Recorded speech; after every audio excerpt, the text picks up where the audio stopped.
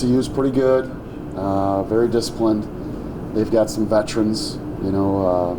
Ethan Duncan's a very good player. He's a fourth-year player. He's a sophomore, but he's fourth year, and he's an outstanding player. I'd love to have him on my team.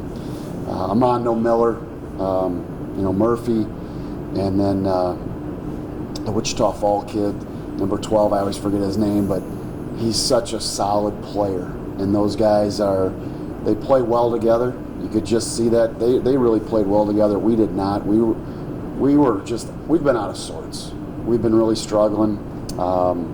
We only have 2 juniors, and the rest are freshmen and sophomores. We just had one player turn 21. Another one was already 21. So we have 2 guys that are legal age to drink, and the rest are 18, 19, 20-year-olds. And so we're probably one of the younger teams in the country, and I think that's showing right now. I don't know if that's hitting us right now. We went on a long trip, and then we had some guys go on break, and when you have I don't want to say immature team, but a young team, sometimes they don't realize how important it is to be ready for the next game and then the next game.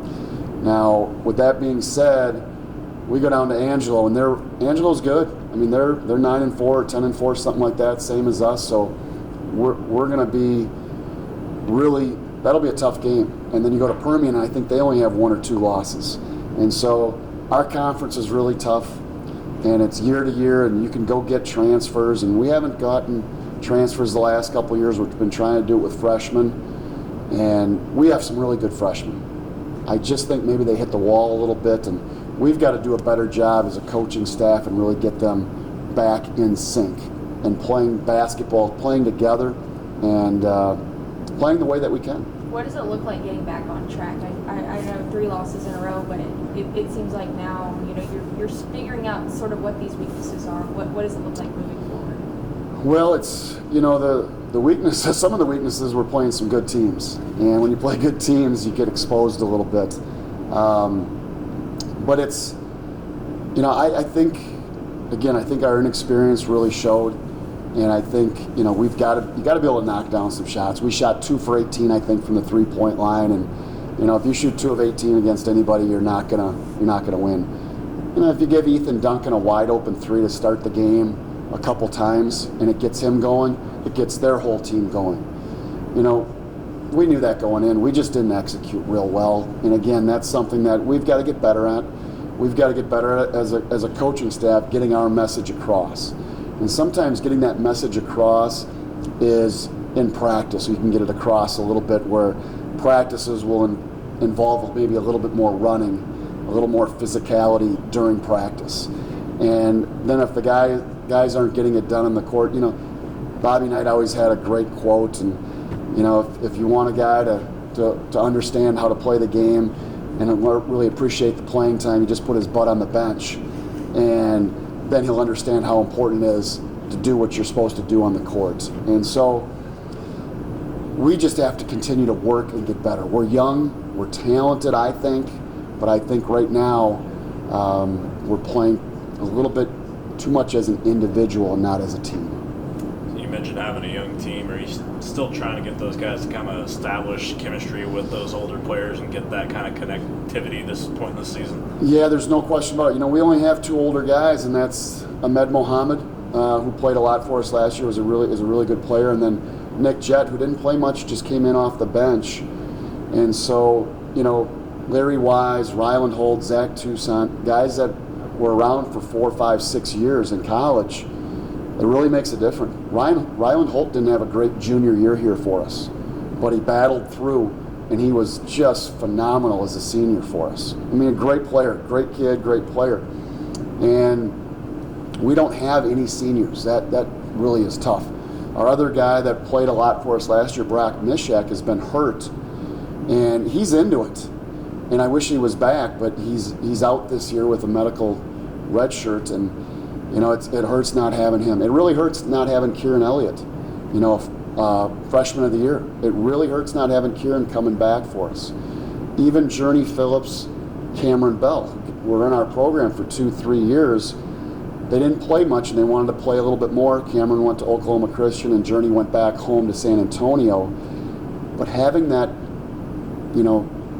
stability in the program really helps. And so when we bring the younger guys in, we're counting on the older guys. We lost a few older guys, Kieran to the portal and other guys. It hurts a little bit. But again, we've got a good team. We've got some talent. We just have to get it going in the right direction. We played really well in the beginning of the year. And then I think we've hit a wall. And it's like our guys are just exhausted. And I don't know if that, hey, you know what? Maybe we need to take a little break. Or what Coach Brown thinks, maybe we need to run a little bit more and get after them. And, hey, let's challenge and find out who's going to step up and who's going to fold and who's going to, not be able to do it.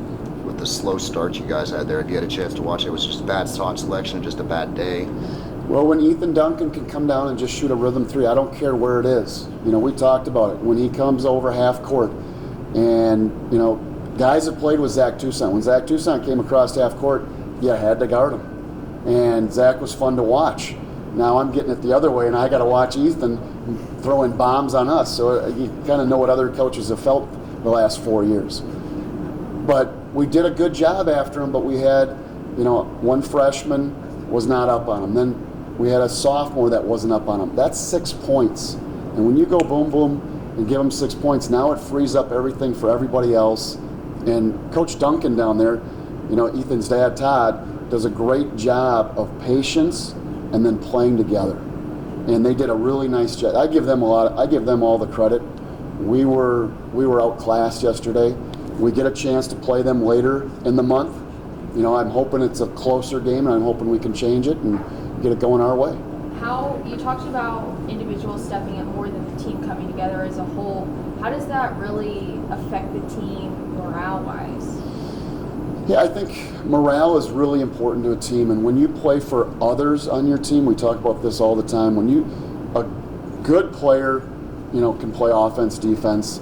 A great player knows where everybody's supposed to be on the court, and they can pick each other up.